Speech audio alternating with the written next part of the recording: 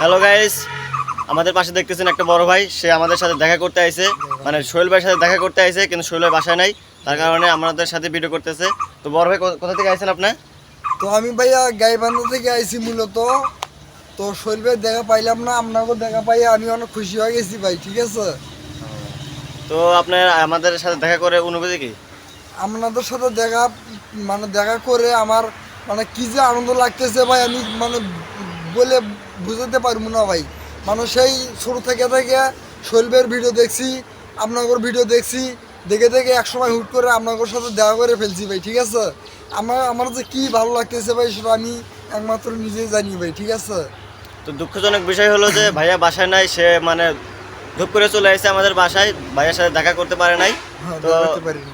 এটা মানে সবাই মাঝে মাঝে চলে আসে, কিন্তু দেখা করতে পারে না। মানে যারা যারা আসবেন অবশ্যই যোগাযোগ করে আসতে আসতে একটু ভালো হবে আর কি। আসতে হবে। ঠিক আছে, তো যাই হোক, তো ভাইয়ার আসতে কতক্ষণ সময় লাগছে?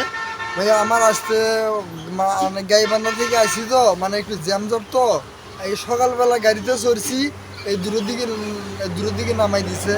তো এরকম অনেক সময় লাগছে ভাই। ঠিক তো আছে, ভাইয়া অনেক সময় করে আসছে আমাদের সাথে দেখা করার জন্য। তো যাই হোক, ভাইয়ার একটা ইউটিউব চ্যানেল আছে। ভাইয়ার ইউটিউব চ্যানেলের নাম কি? আমার ইউটিউব চ্যানেলের নাম হইতেছে বিজি রাশেদ, আর টিকটক আইডি নাম হইতেছে এলো বিজি রাশেদ। তো সবাই সাবস্ক্রাইব করবেন, ফলো করবেন। যাই হোক, তো ভাইয়ার ইউটিউব চ্যানেল আছে, টিকটক অ্যাকাউন্ট আছে। তো যাই হোক, তাকে সাপোর্ট করবেন, আপনারা তাদের পাশে তার পাশে থাকবেন। তো যাই হোক, সেরকমভাবে কথা বলতে পারে না, সবাই ক্ষমা দৃষ্টিকে দেখবেন আর কি। যাই হোক, ভাইয়ার কিছু প্রশ্ন করবো, দেখি উত্তর দিক। ভাইয়াকে আপনি কি রিলেশন করেন? ভাই রিলেশন বলতে আমি একটা মেয়ের সাথে রিলেশন করেছিলাম। তো সে আমারে ভুল বুঝা চলে গেছে। আমি কসমেটিক্সের ব্যবসা করি ভাই। ঠিক আছে, আমি কসমেটিক্সের ব্যবসা করি গ্রামে গ্রামে। একটা মেয়ের সাথে রিলেশন করেছিলাম। তো মেয়েটা যখনই আমার দেখা পাইছে, তো একটা হাতের ব্যাস নিছে, বা একটা পায়ের নুপুর নিছে, বা একটা পায়ের এলো মানে যে কোনো একটা জিনিস নিছে।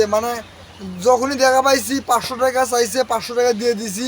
যখন যেটা চাইছে তখন সেটাই দিয়ে দিছি। তারা আমি মন থেকে ভালোবাসছিলাম, কিন্তু সে মেয়েটা আমারে মন থেকে ভালোবাসেনি ভাই।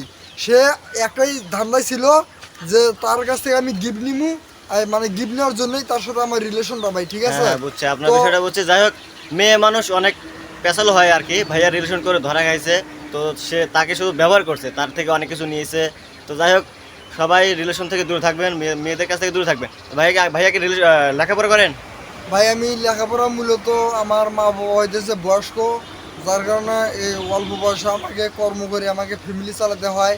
তারপরও হলো ফাঁকে ফাঁকে একটু লেখাপড়া করছি। আমি 2017 সালে এসএসসি পরীক্ষা দেই, আর 2019 সালে হইতেছে ইন্টার পরীক্ষা দেই। তো এটা ফাঁকে ফাঁকে ভাই। ঠিক আছে, তেমন একটা ভালো রেজাল্ট না, ভালো ছাত্র না আমি। মানে আর কি পড়তে পারি ভালোভাবে আর কি ভাই।